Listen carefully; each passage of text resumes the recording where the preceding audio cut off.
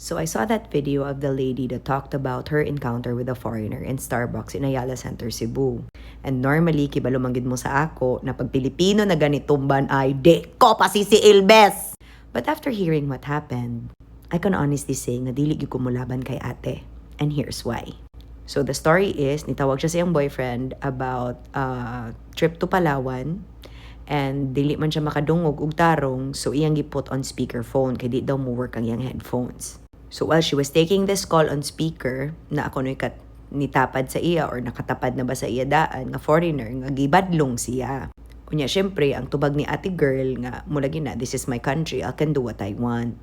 Ate girl, sa tinuod lang, kung kami tong nakatapad nimo, mo ana jukog ses, pwede sa gawas mo mag-checka sa imong yabs. Kami ikog pud ba yaming nipalit ning kape diri nga di mi makauban og Palawan, pero syempre, binayot and kinataw-anan. Because at the end of the day, dili man gid siya entitlement ang gibuhat ni kuya. Oo, gibadlong ka. Kay kabadlong-badlong man gyud ka ses. Ang imuha nga siguro lagi aning mga Pilipino anad magud nga bisan sa katong kogalingong nasod watay pa mga batasan. Dili na siya saktong pamatasan ses. Kay kung kami tong nakatapad lagi nimo badlungon sa dyug ka namo. Kay tama jud di gyud nimo sala ang Starbucks sa Ayala Center Cebudzay. Bisan siguro tinuod nga tag-iya diha ng mga tanto ko, di siguro po mag-phone call on speakerphone sa kagulingon nilang Starbucks branch. Kaya di na siya saktong pamatasan, day. Og di ka makadungog, og short raman dito nga phone call, unya di man di siya urgent, pwede naman tato nimo i-text, imo uyab. Pwede pa nimo to singit-singitan og binastos, inigat pa diha, nga dili makadungog ang uban, og wa kay wa kay maistorbo. Kay basin di ay nilingkod sa siya og Starbucks, kay gusto og peace and quiet. Mobitaw ni anha og Starbucks, kay gusto nga mo ginhawag lao, mo inom og kape. Yes, it's a public space. Pero public space nga kung ang imong tingog kusog maglanog-lanog.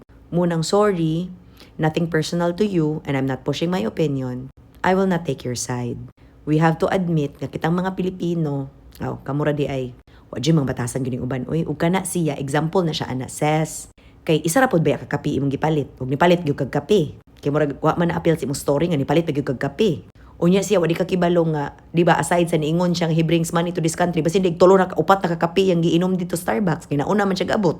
So di ba, it wasn't about that. The conversation wasn't about that. It was about common courtesy. It was about common courtesy nga uwaw kay na, nga sa kaugalingon natong nasod, mabadlungan pa ta. Kay like I said, dili siya entitlement sa foreigner.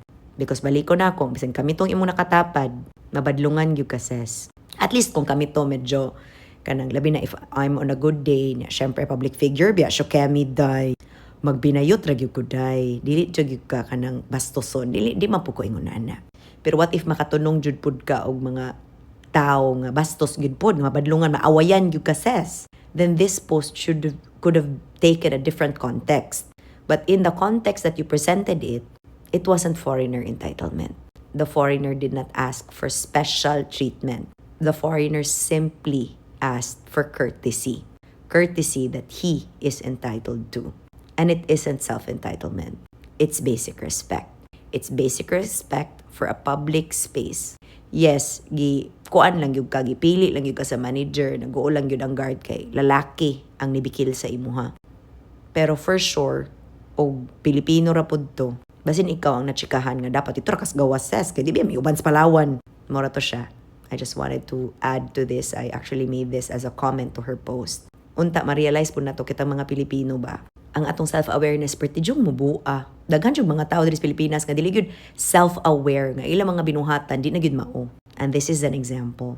Kay baliko nako, it wasn't an urgent phone call. It was short like you said. So it could have been a text. And since it was a trip to Palawan, and if it was me, it would be a sext. Ingat! Kakaloka kayo. Mga hindi nyo problema, pinoproblema nyo. Diba? Problematic talaga. My God. Huwag kayo mag-problematic, B. My gosh. Kakaloka kayo. Ang saya-saya ng buhay. Hi from Iloilo. We're gonna be back in August. Malcolm loves Iloilo so much. He wants to go back. He's already planning the whole trip.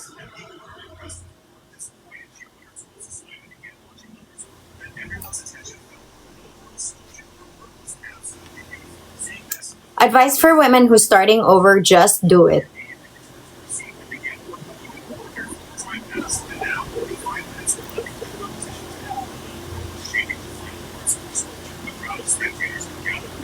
Yes, naka-braces po ako twice.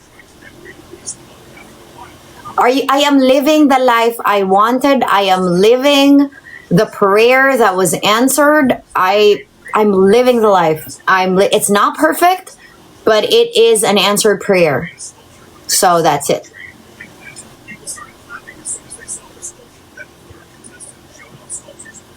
Thank you. I already made a video of advice for girls in their 20s. Just scroll down. What? I am on veneers. I have veneers on. Kakaloka. So, pag naka-braces, hindi na pwede mag-veneers? Anong utak yan? Kakaloka naman to. Naloka ako sa'yo, be. Ang tanong mo kung nag-braces ako, yes, twice. Alright? Then,